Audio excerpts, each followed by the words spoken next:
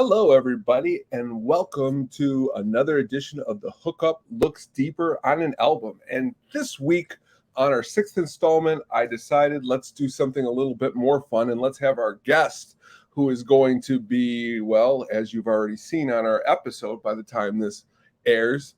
We've decided we're going to look a little bit deeper into a classic album, which, well, happens to be a really, really good one, which is Steely Dan's Asia, which my main man right here, Stressfreehon, who has decided to join me today. This is a great album, man. This is a good pick. Yeah, thanks for having me, Tony. First of all, I know we've just now met a few minutes ago off the recording, but thank you very much for having me. And I figured if we're gonna start a friendship, I don't know that there's a much better way in my world than starting it with Steely Dan's Asia. So if you're obviously interested to see your takes on this, I don't have a clue what you think about this record, but it's one of my favorites of all time. So, Well, it's first of all, you're talking to somebody who I would put Steely Dan definitely in my top 30. They may even be in my top 20. They may even go higher. I mean, the thing about it is they're a great band, and I'm a big deep cut of a fan of a band, and to me, Steely Dan has got some really, really, really excellent deep cuts. But as far as full albums go, they got excellent full albums, and you look no further than Asia, really, my man. yeah, we talked a bit about like what's your a couple favorite albums, and I was like, the hard part about Asia with Steely Dan is I don't even know that this is the one I come back to the most because honestly, Gaucho is probably my most played. Just because I know Asia so well and I love it so dearly, it's kind of I can toss it away for potentially a month or two at a time or 5 months, and I know that she's there waiting for me when I need. But for some reason, records like Pretzel Logic and Gaucho, I find myself, and even can't the first records are Can't Buy a Thrill. Like it was never my favorite at first because I went more the jazz fusion kind of like exactly what Asia is. But man, I'm telling you, now I feel like Asia is the one that's just sort of the beautiful baby that's sitting there whenever I need her. She's gonna sound like one of the best albums that's ever been recorded by human beings. And it's going to have all the funk, all the hook, and all the technical proficiency I could ever want from a band. So, yeah, Asia's a special one, man. When I do these shows, a lot of it, what it ends up being is I try to dig into something into my past a little bit too, to bring to the forefront. And um, my musical upbringing, a lot like, especially from my dad, is a lot like you stated before we got on air. It could be super heavy into Black Sabbath, but then he's chilling, listening to Steely Dan, which to 100%. me, I always found it to be incredibly awesome. And that's why when a band can do that too, they could stretch different sounds. It's like a smorgasbord for me. And this album, it's 7 songs. Okay. Not a lot of songs, it's only 40 minutes long, but as you stated, it's lasted the test of time. I mean, you go for the very first track, and it just kicks, it kicks right in that bass, and you know where you're at, man, right off the bat.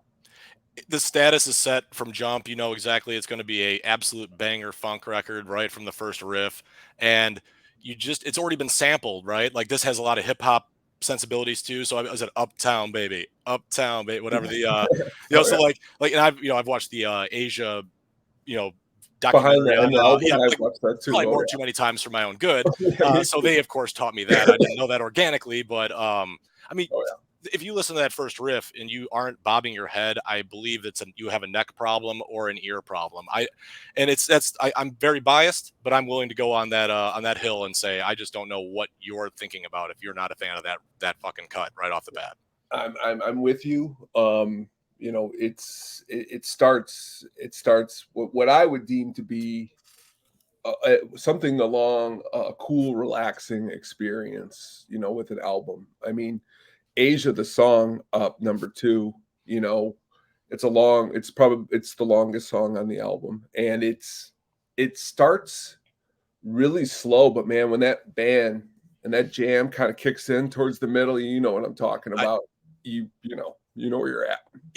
I don't know if you're a Corey Wong fan or any of the Wolfpack adjacent artists, but I know he always talked about whenever they were playing and they were in the middle of a jam, they'd say, "Do the Asia ending," and all of a sudden you do the dun, dun, dun, you do all those drum breaks and all like the big hits on the keys and on the brass. Like Oh yeah. it's it's one of the better like mean, the whole song's wonderful, but the ending of that with the Wayne Shorter sax solo, God rest his soul, um, is insane.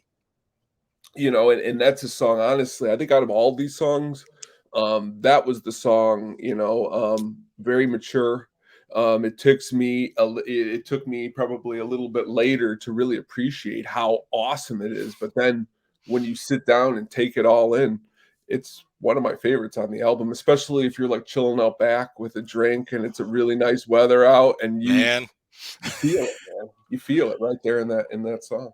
I'm feeling that energy right now. Yeah, it's like it's the one that's the most like it's its own story throughout. It's not sarcastic particularly.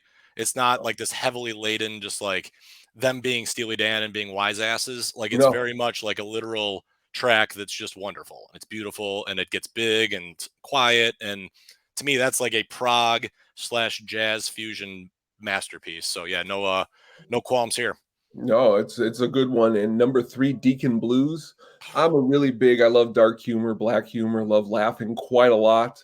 I don't know how many times I've said to myself or just said the line, "Drank Scotch whiskey all night long," and, died Get behind the behind the window. wheel. Yep. And then you go and you say, they call Alabama the Crimson Tide and stuff like that, and you Oh start my saying, "Oh," gosh. you're watching the college football back then, and I'm like, "Crimson Tide, now okay, now this is all adding up."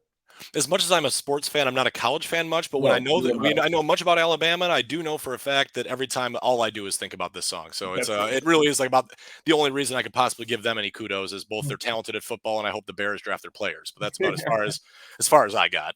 Hey, I'm with you. I'm with you. Peg is probably honestly one of my favorite tracks on the album. The ending of it,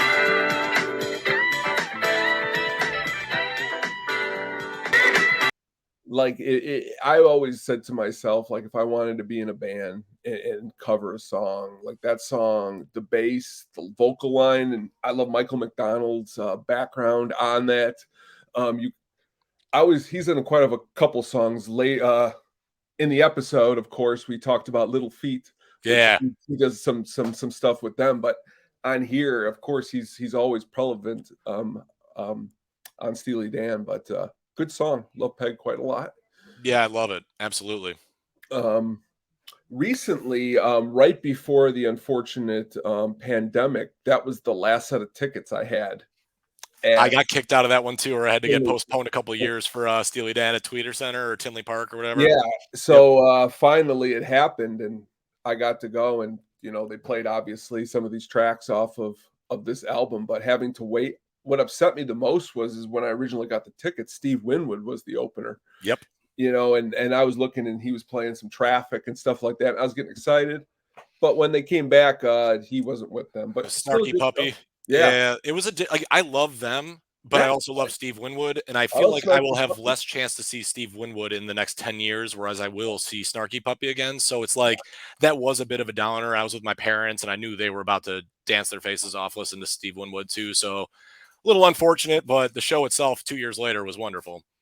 Snarky Puppy, one of the drummers, went to the same high school I went with, so, it was Seriously. cool to see them play up there, and they've come back, recently to the Riv, and I know recently they're at the Hard Hmm. Rock Casino over in Gary too, but, another great band, but, these 2 cuts right here that, Home at Last and I Got the News, they played I Got the News at that show, but, these are what I would consider the deep cuts of the album because they're the ones that don't really ever get played on the radio.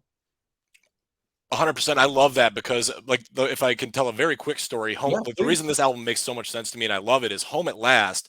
My dad would always be like, when I'm growing up, I'm like, fifth grade or something. He's like, if I'm misbehaving or I'm playing him some shitty music that he thinks is terrible, he's like, hey, you need to come hear this. And he'd sit down and he'd play me Home at Last. He's like, this is the Purdy Shuffle. And I was like, dude, I don't know what that means. And I'm like, this is funky, but I'm like, you want to hate your dad's music, Uh-huh. because it's like you're growing into like a teenage years and you're like, I like corn and I like shit like that. But then when I pulled this up, maybe about 8 years ago, I became like a huge Steely Dan fan and like obsessive. And I listened to this again and I was like, everything he showed me growing up in those moments was exactly the music I needed. And they're my favorite bands to this day. Return to Forever, Definitely Steely Dan and the Who and many others. But Home at Last was the deep cut he went to always to show me about what this album was about. And it was like just kind of odd because there's so many other choices that you could make. No, and Home at Like that's an excellent, excellent deep cut, and he's very awesome because that's kind of a little that's exactly how my dad was. He didn't go for a lot of times the radio cuts. He would hear something like deep on XRT that they would play, and then that would be what he would show me to kind of and then I would be like, "Do you know Stairway to Heaven?" He's like, "Don't listen to that track. Listen to this track."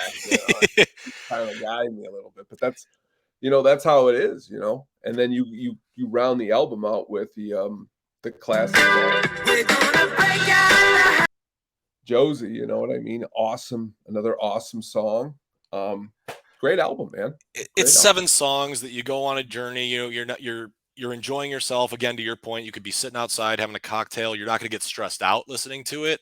Mhm. But if you really choose to, you can rock to it pretty hard. You can Yep, super chill to it. You could enjoy whatever libations you may prefer to it. And it to me, it's just one of those records that's as deep as you want it to be, or as bass and easy to listen to as you want it to be. So it's really as detailed as you make it. that's absolutely true. Right after shortly after the sessions wrapped, they got back together and cut the track FM Hmm. for the movie FM, which is a good track. So that was shortly after. But all the players on this, as you stated earlier, Wayne Shorter, awesome. Right? Isn't that who you? 100%. Yeah, Yeah, he did but there's probably like 18 saxophone players on this thing. there Who is. really knows? There is. Like, They're I all know they're he did the all solo in Asia, and I think he was on, I believe, Black Cow. yeah. But at the same Even like point, guys like Timothy B. Schmidt from the Eagles sing mhm. background in Asia. I mean, they're just bringing in studio geniuses to make this. But because or the first album, they were playing the instruments, and by Mhm. this time, they're getting in these awesome session players. It goes to my theory that like the biggest bands in the world, the Taylor Swifts, the Beyoncés, like their band is going to be insane Yeah, because they have every dollar they can spend and they will find the best band. Like that's true. Steely Dan just did that shit in the 70s. Like they were just like, That's you know true. what, we're gonna go to the jazz dudes who have absolutely the best chops ever. And that solo wasn't quite great enough. Steve Gadd, sorry. We'll choose so and so. It's like, dude, you guys were so spoiled for choice. No wonder it took you 2 years to make your album, and it's 37 minutes long. But it's the perfectionism. Like I'm normally a punk rock, record it one take kind of guy, Yeah, but I also love like we mentioned even like Sleep Token. We'll get to that maybe sometime or something yeah. later. But like some of these like overproduced, extremely polished, tight records, like Oh yeah. damn if they don't sound awesome. I'm a big fan of their second album, Countdown to Ecstasy. Oh yes. Um, I really like the jam on like was it My Old School? One of my favorite deep cuts is on there. It's called King of the World. It's a really Oh yeah. awesome. The guitar on that is Bodhisattva is one again a song that I wish a band I was in could play because That's a it's ripper. so weird and it jams and if you can get it going for like 12, 13 minutes and get some good solos and stuff, but man, Steely Dan, you know, um, awesome, awesome album, and it was a really, really good pick. Off Thank the you. top of your head, what would you say is your quintessential first Steely Dan song you would have somebody listen to? Um,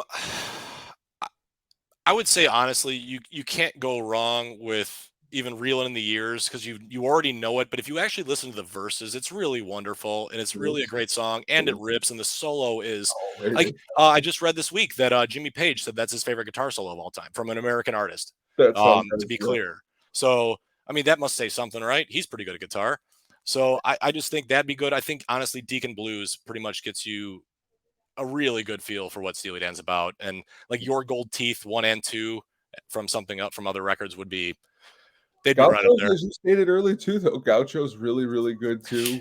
Babylon Sisters, like if right now me and you were on a yacht, like at night, and we're just chilling, I'd be messing with that song and right you have now. Let's Just Get Blasting on some speakers, it's gonna be a really good time. And I think that's what Steely Dan. I think there's somewhere between having a really party and amazing musicians, which is Yep. that's great. No, I love it. That's exactly what and I think the fact that people kind of dislike them or they're sort of like some people have really hot takes on how they hate Steely Dan. Maybe Oh that yeah. draws me to them Oh yeah. because I'm like, just you're an idiot, and if you're listening and you hate them, I'm sorry, but you are an idiot. Yeah. Yeah, Well, it just seems closed minded, but you need to whatever. always, no matter how heavy your music is, no matter if it's Slayer or whatever it has to be, you have to bring it to the other part. And the reason I always say that is because, like, when you're chilling in the back or you're trying to get down and funky, Slayer just isn't going to cut it, man. And I mean, Steely Dan is where, it's different. And like as you stated, I think it's definitely a must. And Asia's a must. And thank you so much again for going Uh, through it with me. not a problem. All right, everyone. You can check us out on the Penguin Sadistic Hookup on Music. You can check us out. I am the Sugar Baggy. I want to thank my good newest goodest friend here, Stressfreehon, for joining me. Awesome time. We've talked about some awesome stuff across a couple different things, and we're definitely gonna see you again, my man. Thank you. Love it. Thank you very much for having me. Thank you, my man. We'll talk soon. All right. Where is